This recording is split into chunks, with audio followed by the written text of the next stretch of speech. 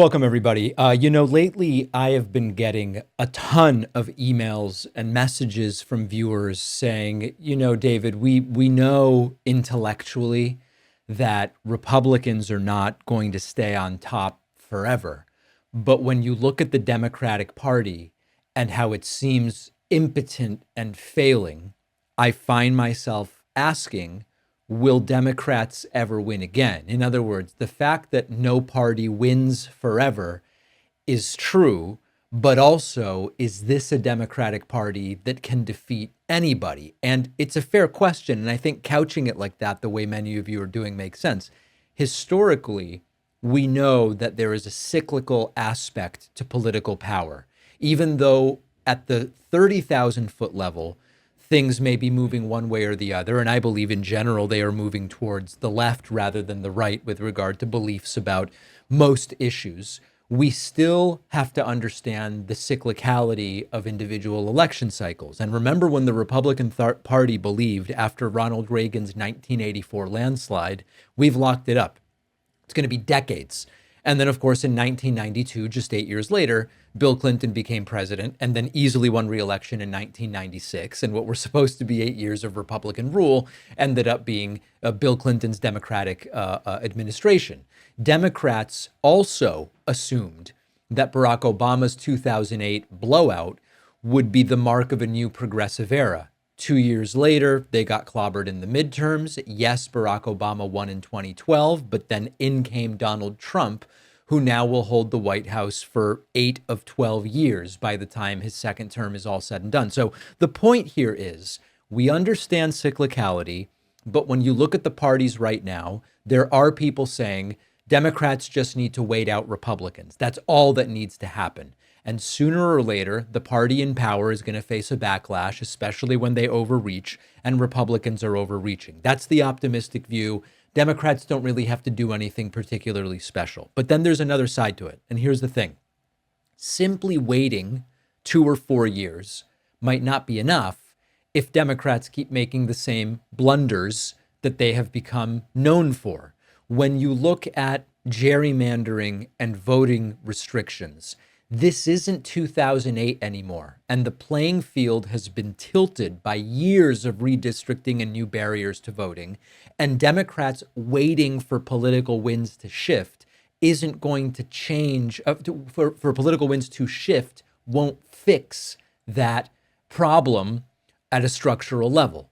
The messaging failures, Democrats can't just say, the other side is bad, vote for us. It might motivate the base, but it doesn't really do much for swing voters who want a clear and consistent vision.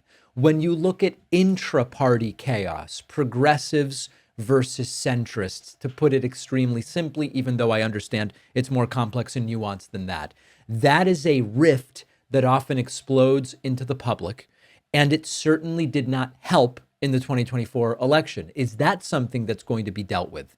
And unless Democrats figure out how to unify or at least collaborate across factions, support is going to keep hemorrhaging. Now, we talk about how the winners always think they'll never lose again. Right now, that's Republicans. They are riding high, and to a degree, they believe they will never lose again. They say, no, no, no, this was different, even though Trump, remember, most voters voted for someone other than Trump. Trump got under 50% of the vote.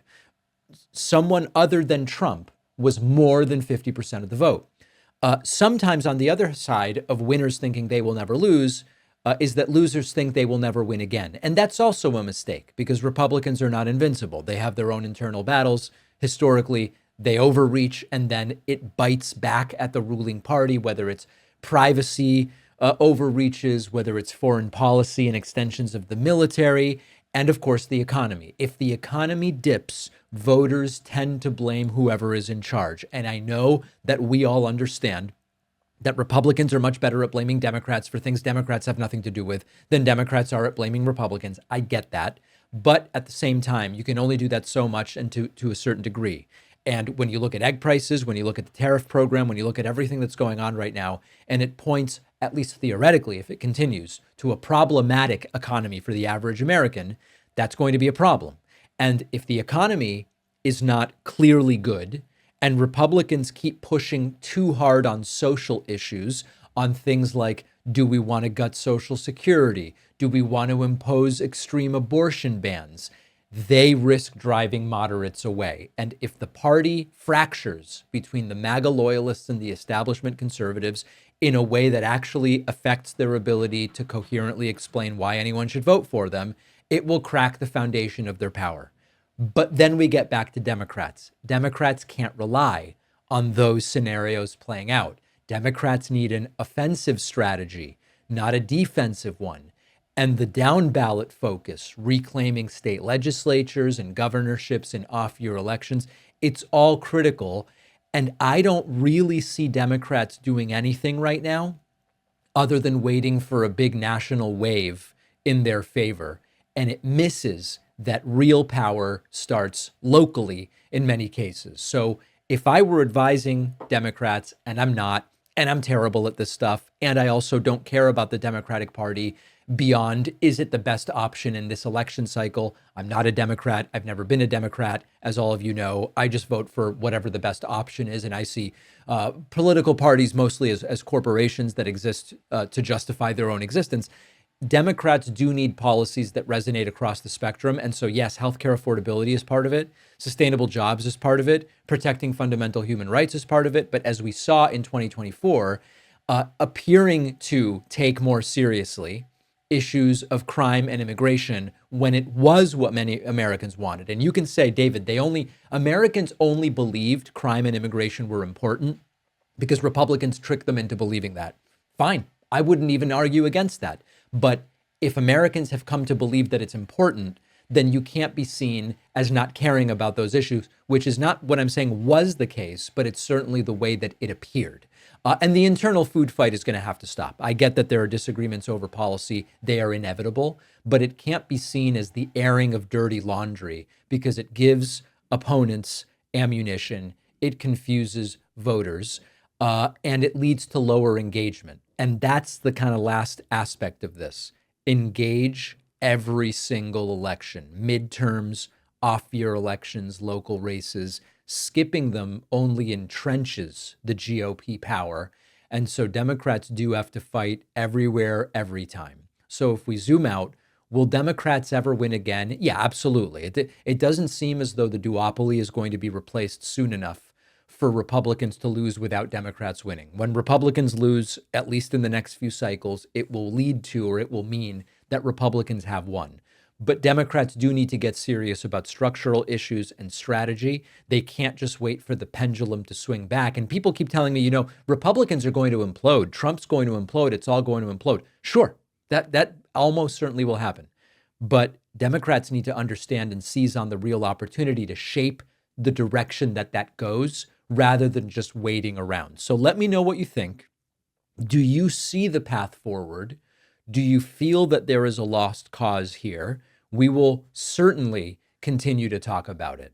Well, I wrote a book after a long journey and a ton of work. I am really thrilled with how it turned out, and I hope you'll read it. The book is called The Echo Machine, and in a nutshell, it looks at how American politics got so broken, who has already figured out solutions, and how we can try to fix it and stop the terror of Trump for the next 4 years.